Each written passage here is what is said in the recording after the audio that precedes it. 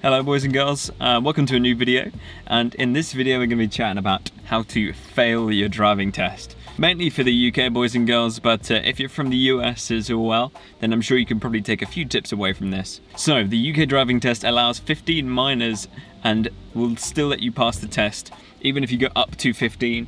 A 16th minor will fail you the test and count as a major, obviously, but if you get 3 minors in the same category, say not checking your mirrors 3 times and that's written down 3 times, that counts as a major and that will fail you. You want to avoid messing up multiple times in one category, so you just want to be comfortable with all areas of driving on the test in general, just to make sure that you have the best chance of passing, really. Make sure that your eyes are up to the job as well, and you've got the right eyewear. You've got your glasses sorted if you need them on the day, because failing the number plate section at the start of the test, where they ask you to read a number plate at a set distance. I don't know the distance. If there's a set distance, I'll post it on the screen there. But that's an instant fail. They'll just wipe it off. There goes a battery. So potentially you could fail on the very basics of control. So say steering, clutch control, gears, that sort of thing, and the handbrake as well. Now for steering, you're going to want to make sure that it's 9 and 3, all those basics. I've heard people say 10 and 2, but 9 and 3, be racing driver with this, that's the best way to go.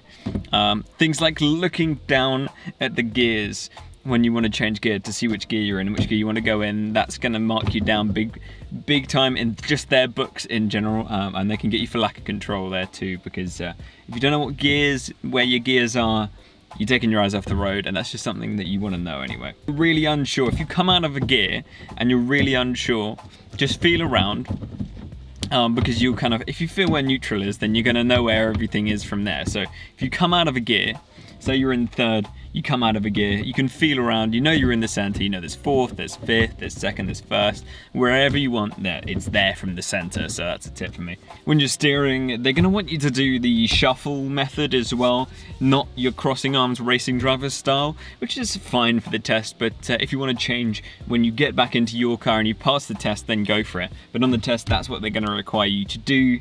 And they don't want you spinning it back to center, you know, when you come around a corner and you just kind of let the wheels slip through your fingers. So they don't want you doing that. They want you shuffling it all the way back to center.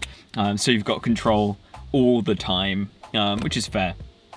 Talking about steering too, they're going to want you to be smooth and accurate. They don't want any erratic or jerky steering, as that can put you down big time. Stalling too much is an interesting point, because stalling won't fail you a test if it's not in a dangerous way, but if it's in a way that could cause an accident, or you do it lots, then yeah, that could very well cause you to fail a test. If you want to know how not to stall, check out my how not to stall video and my hill start video. I'll put both of those in the description, somewhere floating around on screen.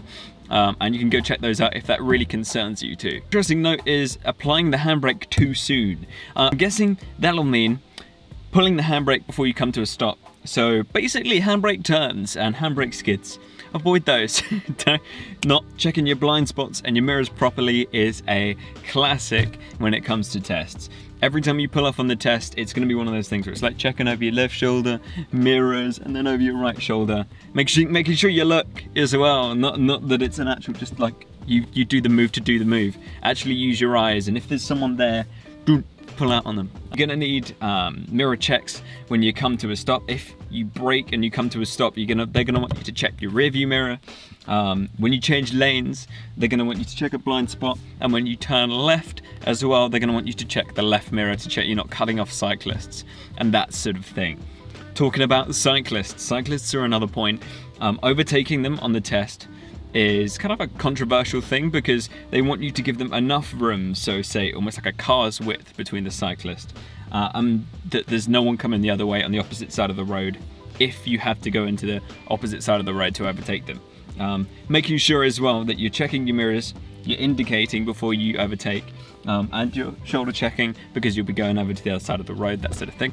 Overtaking is a controversial point, and it can get you to fail your driving test, but not in the way that you think. Some people think that overtaking is like a sort of yobbo thing to do a lot of the time, but not overtaking when it's safe to do so is something that will fail your driving test. If there's a cyclist in front of you and you've got a clear road ahead and you could overtake and you don't, that can mark you down. And if you're on say a dual carriageway or even a single carriageway road and there's someone in front of you going way under the speed limit, and it's safe to overtake, say there's no one on the other side of the road and you've checked, then you could fail your test if you just stay behind them going 30 mile an hour on a 60 mile an hour road. Overtake when you can and it's safe to do so, making sure of course you check your mirrors and you check over your shoulder and indicate, that sort of thing.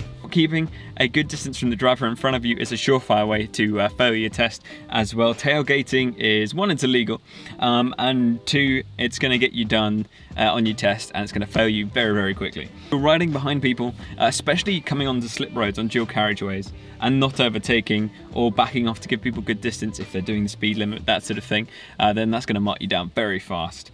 And coming to a stop, you're going to want to be able to see the floor and the tyres of the car in front of you really on the test. So you're going to want to give people sort of half a car length in front, if not a little bit more.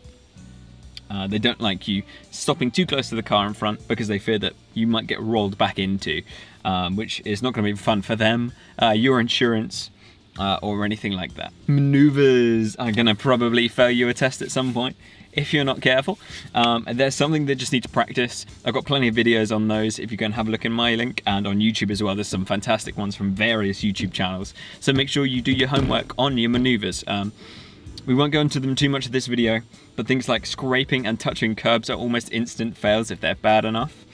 If it's the gentlest touch in the world and you're already on the brake, you're already coming to a stop, you can kind of get away with it.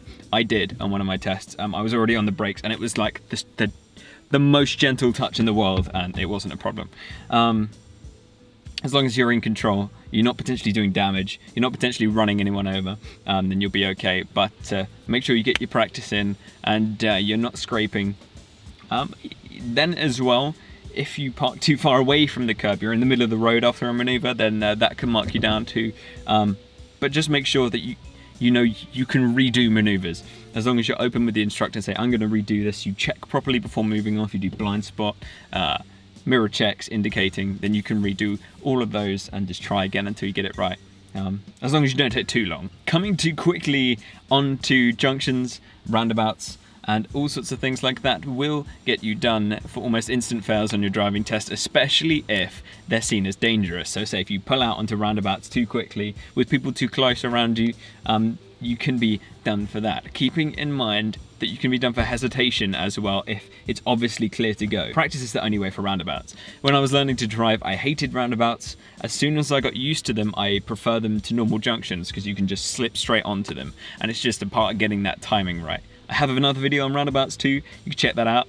This is just a plug for my videos. The best idea to approach roundabouts then is to slow right down, to look into the roundabout, making sure there's no one in front of you that you're going to smack into, to look for gaps, to look for opportunities to slip in without stopping if possible. If you do have to stop, that's absolutely fine, but it makes it a little bit more difficult. Make sure you practice that clutch control as well to be able to consistently pull away.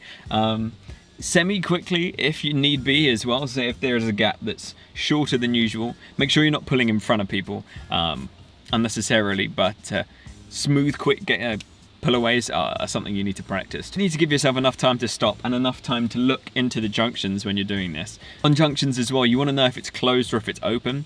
If it's closed, that means that you can't see into it and you'll have to stop to kind of look around the corner and really kind of listen out to see if there's anyone coming. And open ones are clear from way back and you can kind of see from a few tens of meters back if there's anyone there and if you can just carry straight onto the roundabout or not and don't have to stop. If you stop on an open junction and it's obviously clear, then that'll get you done on the test too, because it's unnecessary. It's kind of dangerous too, because you could get people into the back of you who are expecting you to carry on. It's an admittance that I've never said on a video before. I actually failed my first driving test for speeding because I thought the dual carriageway I was on was 60 and they'd recently implemented a 50. Make sure you know the area, make sure you look around and get used to the speeds, because if you're just constantly scouting and unsure and wary about the location and the speeds around it, then it's going to make you nervous on the test and that's going to sort of pass on to the examiner. Make sure you're doing the correct speeds for the conditions and the speed limit. It's not the case of if it's a 60 but it's wet and there's quite tight corners and there's a lot of traffic that you need to do 60, you can back it down in the wet, especially. That's a big excuse to slow down slightly. That doesn't mean do 20 and crawl around everywhere. If you can do 60, you can do 70 because there's a barrier on a dual carriageway and there's a divider, then absolutely do it, and make sure that you're doing the speed that the conditions allow, and that's all they're looking out for. Especially the more and more built up and the more chances are of people running out in the middle of the road, and say the more cars are parked close, if it's narrow streets, then you can bring the speed down. Communicate this as well if you're unsure with your examiner, and say what you're doing so you're not unnecessarily doing a slower speed. Communicate your concerns as well, and chat to them. You know, the more they know what you're doing, I think the more comfortable they'll be with you. Progress is a big word on the driving test that people underestimate, and that comes back to the using the correct speed and hesitating on junctions. If you can go and you can do the speed limit, then they're going to want you to do that, because they don't want you holding up other people on the road, and that's something that people don't realize a lot. Like, they don't want you being a nuisance by driving super slowly and stopping when you don't need to. And talking about junctions as well, if you need to turn right on a junction, don't cut the corner. You're going to want to sort of attack it as a right angle as possible. If you say come up to a junction and just cut into the opposite lane and come across, then that poses a danger to the people who are there and to you. So you could get majored for this if this is dangerous enough and there's someone there and they kind of had to stop. And anything that causes people to stop unnecessarily and change direction to avoid you, that's going to almost be an instant major. And do you a potential big insurance bill if that other person isn't paying enough attention to. One that will probably get you more minors than anything, but if you're doing it enough, it could add up, is not staying in the center of the road. Right, this sounds silly, but if you're constantly on the curb and you're potentially at danger of scraping your wheels on the curb, or you're straddling two lanes, that can get you minors that rack up quite fast. And if it's dangerous enough where you're sort of drifting into a lane where there's another car on your other side, if it's a 2-lane road, then that could get you majors really fast.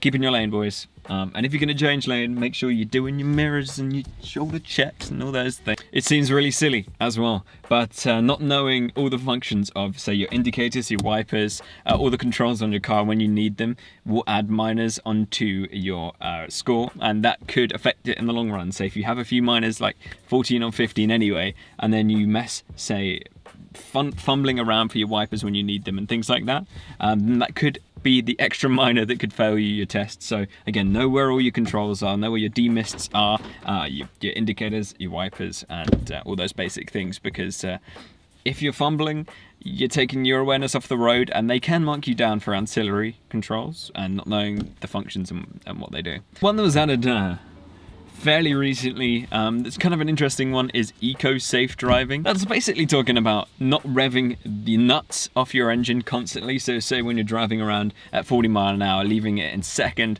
the whole time. That's basically making sure that your car's in the right gear. So if you're driving around at 40 miles an hour in a standard 5-speed hatchback, like my little Seat Ibiza here, then you're going to want it to be in 4th or 5th gear, right?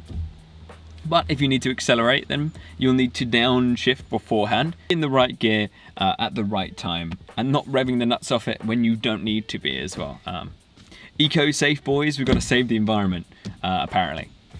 Alright, boys and girls, thank you so much for watching. I hope a few of these tips have helped you on what to look out for when you're doing your driving test. Thank you for all the support on them, they've been amazing. I'm moving slightly on to more sort of car reviews, features, that sort of content, racing. Racing instruction videos I'd love to produce at some point, but later. Thank you so much for the support. I appreciate the kind words and everything in the comments. Make sure you drop a comment of what videos you'd like to see in the future. Alright guys, I'll see you in the next video. Make sure you drive safe. Peace.